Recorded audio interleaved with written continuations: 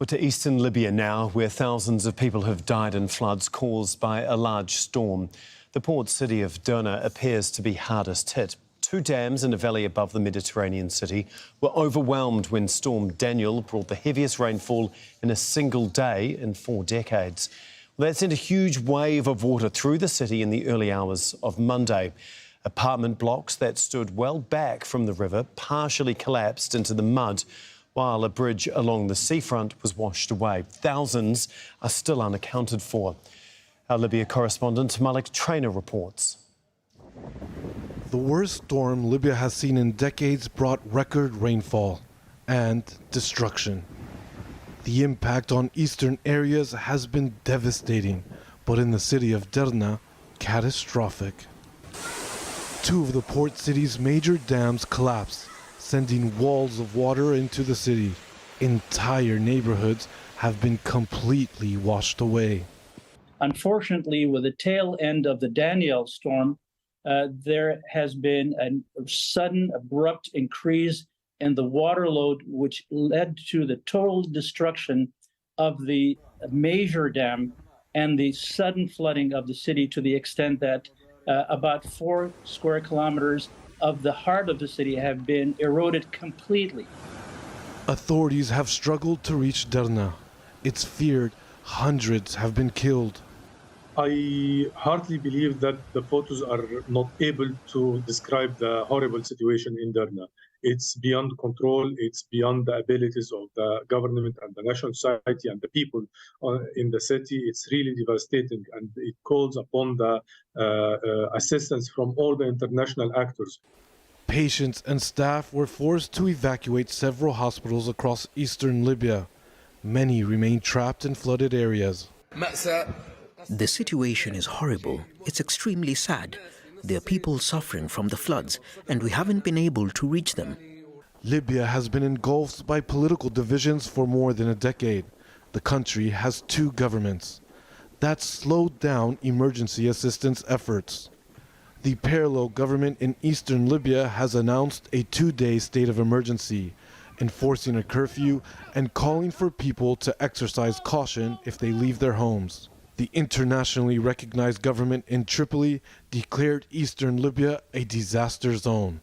It sent teams of emergency workers from western Libya. I've instructed the Ministry of Health and all relevant agencies to quickly provide assistance. Relief convoys will be dispatched to all cities affected by this incident. We will respond with all available resources. Malik Traina joins us now from Tripoli. And Malik, we know the numbers of missing dead are relatively difficult to confirm at this stage, but do we have any idea of how many people are still unaccounted for? Well, according to officials in eastern Libya, it's thousands. So yesterday, we were seeing the officials in the Eastern Parallel government talking about 5,000 missing. That was from the Prime Minister.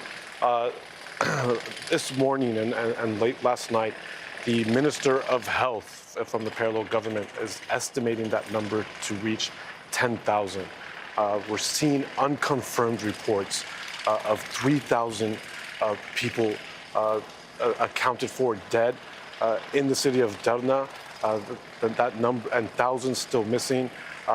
But authorities have not been able to reach the city.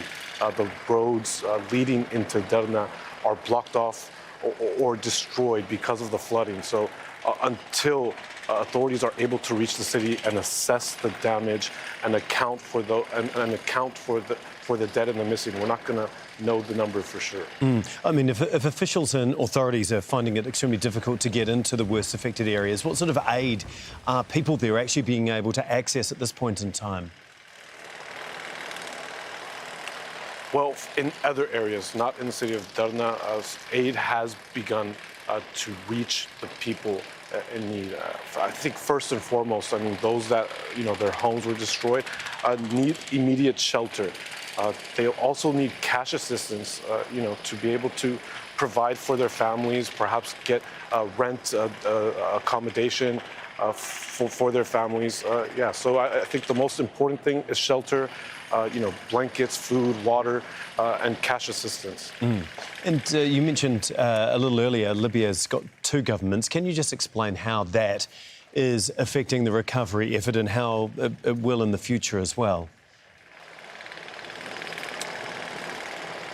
It complicates everything. I mean, we saw yesterday warlord Khalifa Haftar, who asked for the Libyan Central Bank to give funds to the parallel government so they can start helping people in need.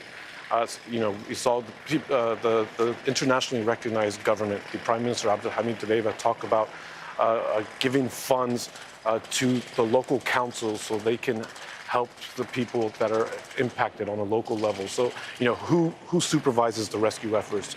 Who gets the money? Where does the money come from? So, that complicates the rescue efforts for these people and prolongs it.